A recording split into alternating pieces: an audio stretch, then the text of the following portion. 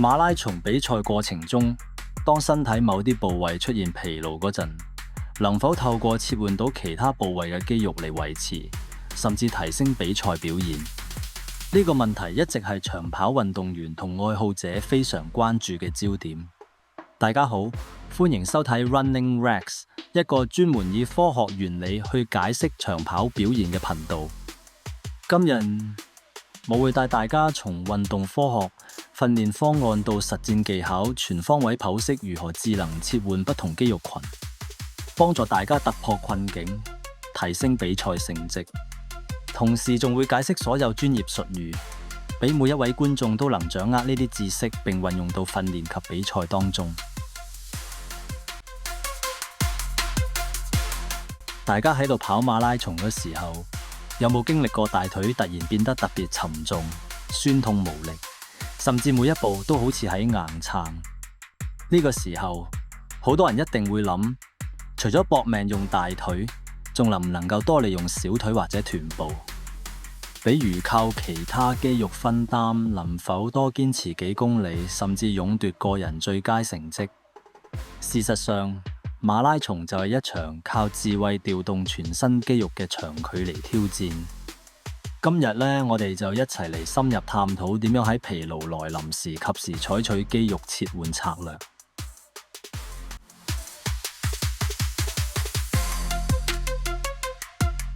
點解長跑運動員同埋教練們經常強調全身協同發力，而唔係淨係關注某個部位？喺真正嘅比賽中，遇到局部肌肉疲勞，有冇科學方法同實際技巧能夠有效調節跑姿，調整用力方式，俾疲勞分流，避免某一局部爆掉？運動員到底係點樣喺極限時通過調整力點改變比賽結果嘅？呢啲都係好多跑者同教練都喺度思考嘅核心話題。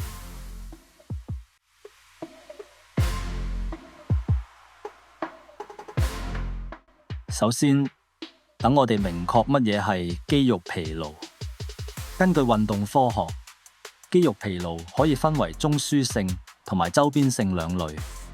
中樞性疲勞主要嚟自大腦及神經系統指令嘅下降，而周邊性疲勞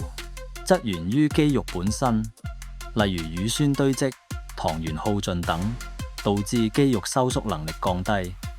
當運動過程中某塊肌肉出現疲勞，哪怕你嘅意志再堅強，相關動作亦必然受影響，進而影響步態同效率。喺身體自動調節方面，科學研究已證實，人體有自然嘅互補調度本能，即當一組肌肉疲勞時，其他輔助肌群會主動加強參與，例如步幅縮小、腳掌落地模式改變，或上半身擺臂幅度增加，都能分散壓力。2015年，英國運動醫學雜誌資料指出，長距離跑步嗰時，唔同肌肉之間會共同分擔疲勞，有助於預防局部損傷同保持跑速。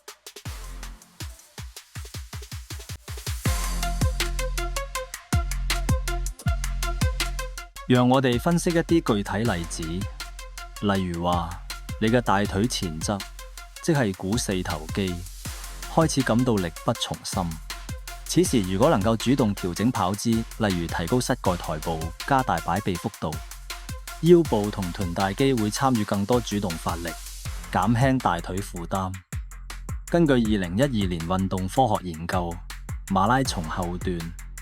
維持髖關節伸展，主動啟動臀部肌群，有明顯推遲疲勞嘅作用。當小腿肌群，比如腓腸肌出現抽搐、酸痛時，建議主動縮小步幅，提高步頻。呢個唔單止能減少單步對小腿嘅壓力，仲能夠將負荷分攤到大腿後側肌群，如股二頭肌以及臀部。研究顯示，步頻較高嘅人群喺馬拉松後半程，膝蓋部位壓力較細，小腿受傷率有所下降。透過調整步態，可以幫助運動員緩衝疲勞積聚，延長比賽耐力。核心肌群喺長跑後半程扮演咗穩定身體嘅關鍵角色。當核心發力時，常常出現腰部前傾、身體不穩現象。此時如能主動收緊腹部，略微提升重心，讓背部同腹肌共同發揮穩定作用，可以大幅延緩腰背部疲勞，保持整體跑姿穩定，進而提升表現。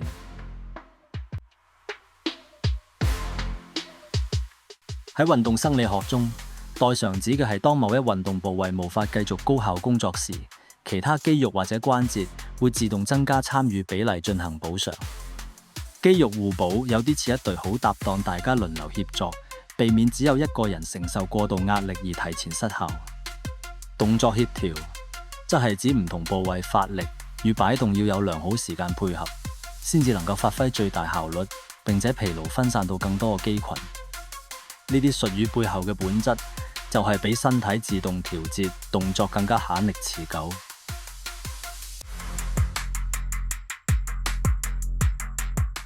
根據2023年馬拉松運動員肌電圖檢測，當跑者出現疲勞嘅時候，大腿肌群啟動率明顯下降，同時臀部同大腿後側嘅激活率逐漸上升，說明身體會自發切換肌肉工作比重嚟分散壓力同埋疲勞感。2021年另一項步態分節報告發現，選手喺比賽後半段使用高步頻小步幅策略，成績平均提升2.6%，同時大幅減少小腿同膝蓋受傷風險。美國運動醫學會 ACSM 指出，馬拉松訓練應納入多肌群協同訓練，即例如高抬腿、登山跑、核心穩定運動、平板支撐，能強化多組肌肉間嘅協調與切換能力，提高分流疲勞與應變效率。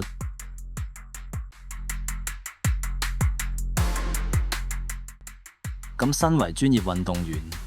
遇到比賽中局部肌肉疲勞，究竟點做？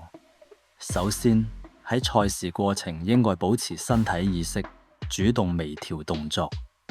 例如縮小步幅、提升擺臂幅度、身體重心微微前傾，呢啲細微改變都能及時調動其他輔助肌群參與。喺平時訓練環節，可以多嘗試坡道跑、單腿深蹲、波比跳等針對多組肌肉嘅協調性訓練。呢類訓練能提高全身肌肉嘅互補協作能力，形成比賽時自動切換模式。賽前及熱身過程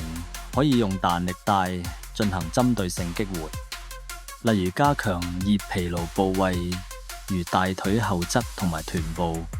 等，比賽過程中嘅肌肉分工更均衡。長跑運動員仲建議用智能手錶、運動 App 全球監控自己嘅步頻、步幅及着地方式。如果察覺單一肌肉負擔加重，要及時調整，以緩解疲勞。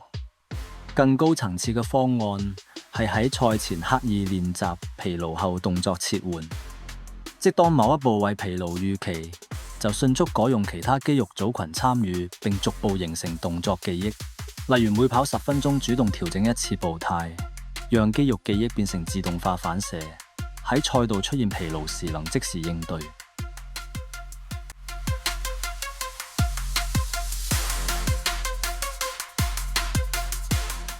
最後，大家喺馬拉松或者長跑訓練中，有冇遇到過某啲部位經常率先疲勞？又係點樣通過動作或者發力調整繼續堅持落去嘅？歡迎大家喺留言區分享你嘅救命肌肉調配經驗，亦都記得點讚同埋訂閱頻道。未來仲會有更多最新運動科學內容同埋跑步訓練技巧與大家交流。Keep running！